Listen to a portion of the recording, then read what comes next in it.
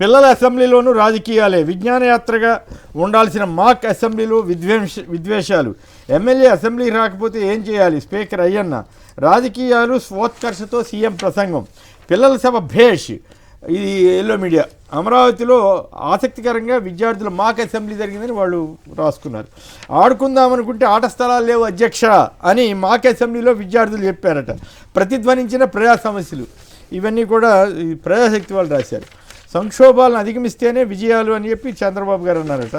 So ఈ నిజంగానే ఈ మాక్ అసెంబ్లీలో ఈ రాజకీయాలు ఏంది? రాజ్యాంగ దినోత్సవం రోజున మోడీ గారు కానీ వీళ్ళెవ్వరూ కూడా రాజకీయాల జోలికి వెళ్లకుండా రాజ్యాంగం దాని విలువ గురించి చెప్పారు. రాజ్యాంగ పీఠికలో ఏముందో విజయబాబు గారు మేము అందరికీ తెలుసు.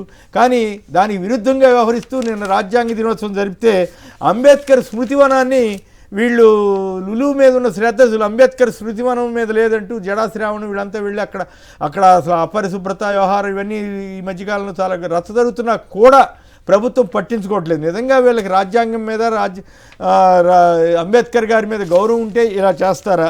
పిల్లల అసెంబ్లీలో కూడా రాజకీయాలు మాట్లాడతారా? చంద్రబాబు గారు ఏకంగా గంటన్నర సేపు మాట్లాడారని మిత్రులు చెబుతూ ఉన్నారు.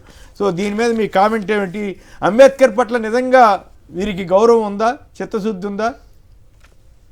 చంద్రబాబు గారి గురించి పదే పదే ఒకటే మాట అండి. ఆయన రాజకీయం నాలుగుపై నేషనలిజం, పలుకుల్లో పేట్రియాటిజం, ఆచరణలో ఆపర్చునిజం, మొత్తం కూడా హిపోక్రసీ రాజకీయం తప్ప మరొకటి కాదు. రాజ్యాంగం గురించి చంద్రబాబు నాయుడు గారు మాట్లాడే ముందు నిన్న అసలు ఆయన ప్రసంగం చూస్తే ఎంత ఆశ్చర్యం వేసిందంటే, రాజ్యాంగం గురించి చంద్రబాబు నాయుడు గారు మాట్లాడటమా? మరి రాజ్యాంగంలో మనకి ఇక్కడ గమనించాల్సింది ఏంటంటే, చాలా అద్భుతమైనటువంటి రాజ్యాంగం ఇది. ఆ రాజ్యాంగ విలువల్ని ఈయన ఎంతవరకు పాటిస్తున్నాడు అనేటువంటిది ఇక్కడ ప్రధానమైనటువంటి అంశం అండి.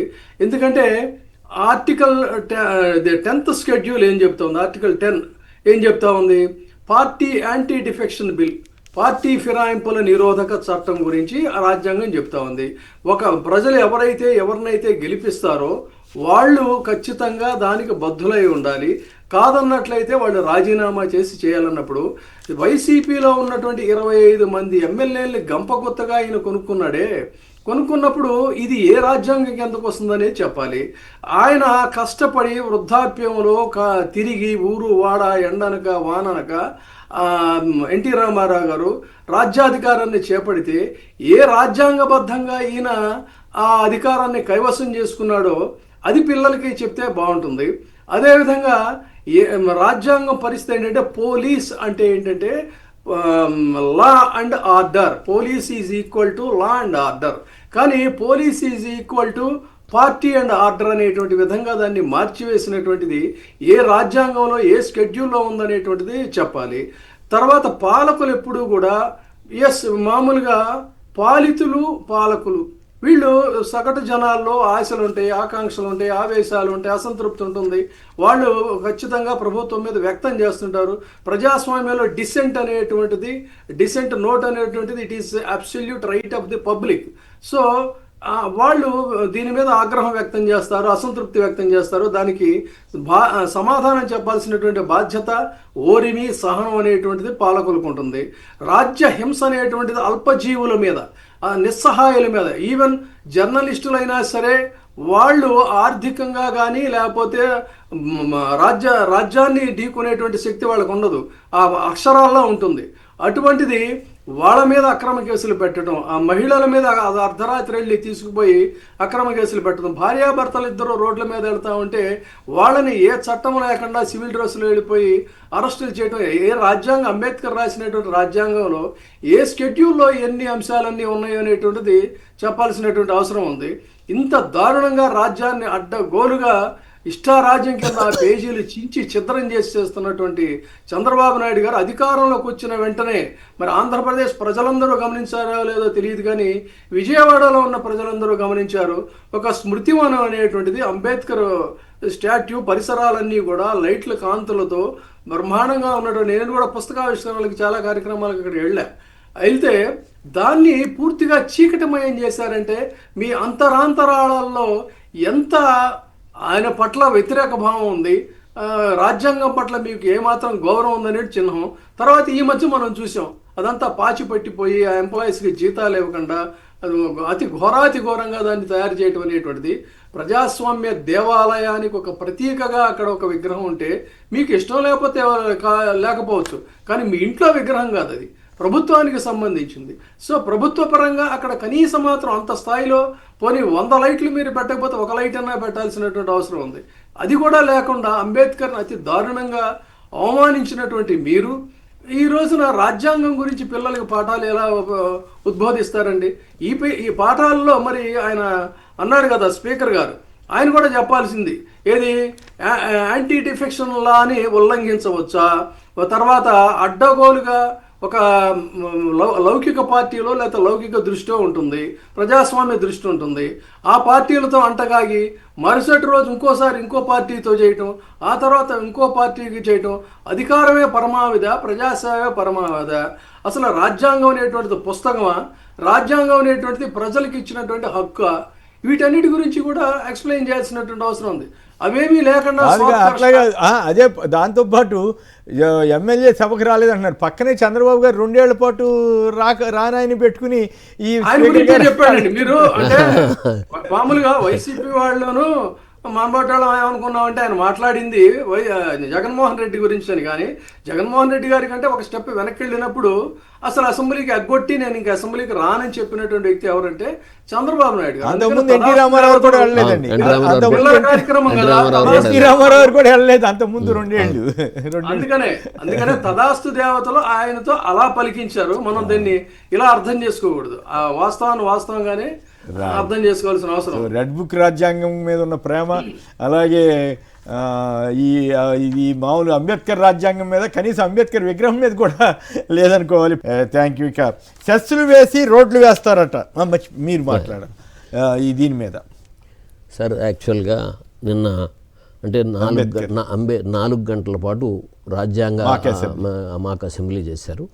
ప్రభుత్వ పాఠశాలలన్నిటికీ కూడా లైవ్ ఇచ్చినట్టుగా పత్రికల్లో వచ్చింది. 4 గంటల సేపు కూర్చోబెట్టారు. దాంట్లో 1.5 గంట మాత్రమే మాక్ అసెంబ్లీ జరిగింది. 1:40 చంద్రబాబు నాయుడు గారు మాట్లాడినట్టుగా పత్రికల్లో వచ్చింది. సో దాంట్లో కూడా ప్రధానంగా నేను మళ్ళీ యథాతథ నేను సెల్ ఫోన్ తెచ్చాను, లేకపోతే అవుట్ రింగ్ రోడ్లు వేసాను, లేకపోతే చెప్పినట్టుగా పత్రికల్లో వచ్చిందండి. సో ఆర్టిఫిషియల్ ఇంటెలిజెన్సీకి ఇప్పుడు దీనికి కూడా నేనే కారణం, ఇక అంటే మానవాతీత శక్తిలాగా ప్రకృతినే జయించాను, తుఫాన్నే కంట్రోల్ చేశానని చెప్పి ఆయనకి ఇదేం పెద్ద ఇష్యూ కాదు. అయితే అధికారిక కార్యక్రమం అదే ఒక పార్టీ తరఫున పెట్టుకున్న కార్యక్రమం అయితే దాన్ని మనం ప్రశ్నించము, వాళ్ళ ఇదిలోకి లేదు. అధికారిక కార్యక్రమం ప్రభుత్వ పాఠశాలలన్నిటికీ కూడా లైవ్ ఇచ్చినప్పుడు విద్యార్థులకి ఏమి మనం బోధన చెయ్యాలి అనే అంశం అంటే చాలా చోట్ల పార్టీ కార్యక్రమం అధికారిక కార్యక్రమం అనే తేడా ఉండకుండా జరిగిపోతుందండి. తర్వాత అయ్యన్ పాత్రుడు గారు మాట్లాడింది కూడా ఆయన ఈ మధ్యలో మాట్లాడుతున్నప్పుడు చాలా ఆయనకి ఇచ్చిన పదవి మీద చాలా అసహనం కనపడుతుంది. ఇందాక మీరు అన్నదే చంద్రబాబు నాయుడు గారినే ఎత్తి చూపించాడు ఆయన, అంతే. జగన్మోహన్ రెడ్డి గారు చంద్రబాబు నాయుడు గారిని అనలేడు కాబట్టి జగన్మోహన్ రెడ్డి గారి పేరుతో ఎత్తి చూపించాడు. మరి వెంటనే అదే ప్రశ్న ఇటు చూపించగానే ఇటు చూపిస్తుంది అనే విషయం తెలియని అమాయకుడు కాదు కదా ఆయన సుదీర్ఘ రాజకీయంలో ఉన్న వ్యక్తి. సో వెంటనే ఏ వ్యక్తి అయినా అనుకుంటారు కదా ఇదేమి ఎప్పుడో 100 ఏళ్ల క్రితం జరిగిన కార్యక్రమం కాదు కదా. సో అది రకరకాల పరిస్థితుల్లో ఉన్నదనేది కాకుండా కేవలం అది విమర్శ చేయడానికి, రాజకీయ విమర్శ చేయడానికి వేదికగా వాడుకోవటం అనేది మంచి పద్ధతి కాదు. అది అంబేద్కర్ గారి మీద అంత గౌరవంతో మాక్ అసెంబ్లీ లేని పెట్టినాడు, కనీసం ఆ విగ్రహం దగ్గర నీట్గా పెట్టి ఉండొచ్చు కదా. అంబేద్కర్ గారి మీద గౌరవంతో పెట్టామనే మాట వాళ్ళు ఎక్కడ అసలు అంబేద్కర్ గారి గురించి చెప్పినట్టు కానీ అసలు రాజ్యాంగం గురించి చెప్పినట్టు అంతేనండి. అంటే ఆ పెట్టిన కార్యక్రమం ఆ రోజుది కాబట్టి ఒక మాట ఏదో అనాలి కాబట్టి అన్నట్టే ఉంది తప్ప వాస్తవంగా ఆ రోజున రాజ్యాంగ నిర్మాతల్లో కష్టపడింది ఏంటి, రాజ్యాంగం ఎలా వచ్చింది, ఇవాళ కూడా ప్రజాస్వామ్య విలువల్లో మీరు యూత్ ఎట్లా ఉండాలి, అట్లాగే యువతని రాజకీయాల్లోకి రావాలని లోకేష్ గారు మాట్లాడినట్టుగా ఉంది. మంచిది, రాజకీయాల్లోకి మనం రమ్మంటే రారు ఎట్లాగోను. ఓ పక్కనేమో వాళ్ళున్న సర్కమ్స్టెన్సెస్లో యువత చదువుకుని విద్య, సో వాళ్ళకు రాజశేఖర రెడ్డి గారు ఫీజు రీంబర్స్మెంట్తో ఎక్కడికి వెళ్తుందో విద్య వెళ్తే, లేకపోతే గ్రామీణ ప్రాంతాలన్నీ కూడా వాళ్ళ వ్యవసాయ రంగం నిర్వీర్యం అయిపోతుంది, చేతి వృత్తులు నిర్వీర్యం అయిపోతున్నాయి. దాని మీద సరైన విధానంలో నిన్న అఫీషియల్ కార్యక్రమాన్ని అఫీషియల్ కార్యక్రమం కాకుండా అనఫీషియల్ కార్యక్రమం లాగా పొలిటికల్ అనఫీషియల్ కంటే పొలిటికల్ కార్యక్రమం లాగా చేశారు. అది మంచి విధానం. అయితే ఏమన్నా చేయనివ్వండి, ఏమన్నా ఇప్పుడు మోడీ గారు ఖర్గే వీళ్ళందరూ పార్టిసిపేట్ చేశారు, ఎంత పద్ధతిగా చాలా వరకు. ఇక్కడ ఎంత పొలిటికల్ గేమ్ గా ప్రతి పిల్లల విషయంలో దాంట్లోనూ పొలిటికల్ గేమ్ ముందు ఎస్ మేము అంబేద్కర్ విగ్రహాన్ని గౌరవించాం, ఎవరన్నా పెట్టండి, అది వేరే విషయం. జగన్ గారు పెట్టారా, ఇంకోళ్ళు పెట్టారా, అది ఆయన గురించి ఆయన ఆధ్వర్యంలో జరిగినటువంటి రాజ్యాంగం గురించి మాట్లాడుతున్నప్పుడు ముందు దాన్ని మేము బ్రహ్మాండంగా చేసాము, దాన్ని ఒక విజ్ఞాన కేంద్రంగా మార్చాము. జగన్ గారు చేసిన దాన్ని జగన్ గారి పేరు పెట్టకపోతే చెప్పపో, కానీ మేము విజ్ఞాన కేంద్రంగా మార్చామని చెప్పి చాలా వాటిలో పేరు మార్చుకుని చేస్తాం. పెట్టింది ప్రభుత్వమే కదా, అప్పుడు పెట్టింది ప్రభుత్వమే. ప్రభుత్వం పని అప్పుడు ముఖ్యమంత్రి గారుగా ఉన్నారు కాబట్టి ఓపెన్ చేశారు. ఇప్పుడు ప్రభుత్వంగా మేము చేస్తున్నామని చెప్పాలి. రాజ్యాంగ నిర్మాతగా అంబేద్కర్ గారిని ఎవ్వరూ కూడా ప్రశ్నించేది లేదు, అందరూ గౌరవించింది. భారతదేశంలో అందరం గౌరవిస్తున్నాం. ఆ గౌరవంగా కార్యక్రమం జరగలేదు అనేది అక్కడ కోనసీమకు అప్పుడు అంబేద్కర్ పేరు పెట్టమంది వాళ్ళే, పేరు పెట్టిన తర్వాత మళ్ళీ ఇప్పించింది వాళ్ళే, నిరసన చేసి మంత్రి గారి ఇల్లు తగలబెట్టించింది, గందరగోళాలు చేసింది ఎవరు. మరి ఈ పార్టీ వాళ్ళు మరి అట్లా మరి చిత్తశుద్ధి ఉందా లేదా అనేది. సెస్సులు వేసి రోడ్లు, సర్కార్కు R&B ప్రతిపాదన, 1500 కిలోమీటర్ల స్టేట్ హైవేల అభివృద్ధి నిర్ణయం అంట. తెలుగుదేశం మీడియా సన్నాయనొక్కుడు. అప్పుడేమో ఏది పైగా వేటేటి మీద వేస్తారు, పెట్రోలు, డీజిలు, గనులు, రిజిస్ట్రేషన్లపై సెస్ అంట. ఈ రకంగా సెస్సులు వేసి రోడ్లు వేస్తామని చెబుతున్నారు. మరి అప్పుడేమో అసలు ఏ చిన్న జరిగినా కూడా ఇంకేముంది బాతున్నారన్నారు. ఇప్పుడు మున్సిపల్ రోడ్లు మొత్తం పరిసరాలు నీట్ గా ఉంచాలని చాలా నామినల్ గా ట్యాక్స్ వేస్తే చెత్త ప్రభుత్వం భూతత్వంలోంచి దాన్ని చూపించి భయంకరంగా ప్రచారం చేశారు.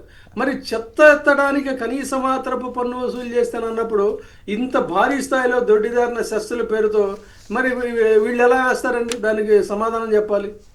పైగా దాని కింద అప్పుడంట గుంతలు పడ్డ రోడ్లంట, ప్రశ్నిస్తే కేసులు అంటే ఇదే వీళ్ళే రాశారు. పాపం ప్రకృతి వైపరీత్యం వల్ల రోడ్లు గుంతలు పడినాయని మళ్ళీ వీళ్ళు కవరింగ్ అప్ నిన్న.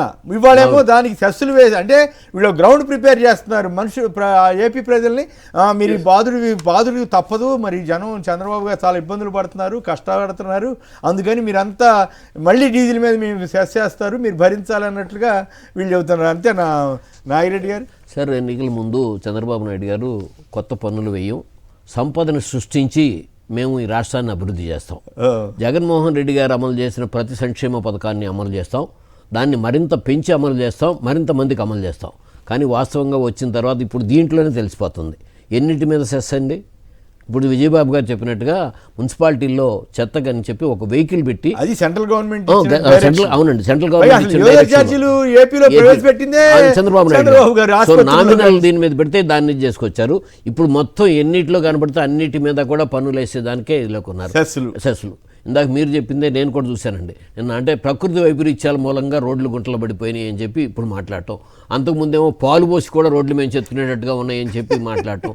ఎక్కడ రోడ్లు చూసినా పరిస్థితి ఈ డెల్టా ప్రాంతంలో పని అప్పుడు ఇదే పరిస్థితి. అప్పుడు ప్రకృతి వైపరీత్యాలు ఉన్నాయి, లేకపోతే ఇది వర్షాల మూలంగానే ఉందా? ఆ రోజు ఒక మాట, వాళ్ళు ఒక మాట. అంటే నాయకుడే కాదు, పత్రికలకి కూడా అది ప్రజాస్వామ్యంలో అది మంచి విధానం కాదు. ఇప్పుడు దీన్ని ప్రశ్నించాలి. సంపద సృష్టించి నేను అభివృద్ధి చేస్తాను అని చెప్పిన చంద్రబాబు నాయుడు గారు కనపడిన అన్నిటి మీద కూడా సెస్లేస్తాను, ఇంతకుముందు కూడా స్టేట్ రోడ్లకి, పంచాయతీ జిల్లా పరిషత్ రోడ్లు కూడా పనులేస్తాను అని చెప్పి మాట్లాడారు. అంటే రోడ్డు ఎక్కితే చాలు, మనిషి ఇంట్లో నుంచి రోడ్డు ఎక్కితే చాలు, ఇక బడ్డెన్కి అయిపోయి ఇంట్లో నుంచి బయటికి రాకుండా ఇంట్లోనే ఉండాలన్నట్టుగా ఉంది ఇప్పుడు దీని నిర్ణయం. కరెక్ట్. అదే అప్పుడేమో రోడ్లన్నీ పాడైపోయినాయి, ఇప్పుడేమో ప్రకృతి రైట్. ఇప్పుడు ఆంధ్రజ్యోతి అయినా ఈనాడైనా ఎస్ మేము తెలుగుదేశం పత్రికలు అని చెప్పి వాళ్ళ బొమ్మ వేసుకోమనండి, గొడవ లేదు. పార్టీ గుర్తు వేసుకుంటారా, చంద్రబాబు గారి ఇది ఆయన ఏం చెప్తే అది వేసుకుంటారా, అది వేరే విషయం. కానీ ఇండిపెండెంట్ అన్న నటిస్తూ ఈ రకంగా పచ్చి మోసాలు, పచ్చి అబద్ధాలు రాయటం అనేది 2 సంవత్సరాల క్రితమే ఏం రాశారో ఇప్పుడు ఏం రాస్తున్నారో సోషల్ మీడియా ఉండబట్టే అన్ని బయటకు వస్తున్నాయి. మామూలుగా ప్రజల మైండ్లో కూడా మర్చిపోరు సార్. అంటే జనాన్ని మర్చిపోయేలా చేయగలం అన్నది ఈనాడు అనుకుంటున్నారు తప్ప మర్చిపోవడం అనేది వాళ్ళకి జరిగిన కష్టం అని మర్చిపోవడం.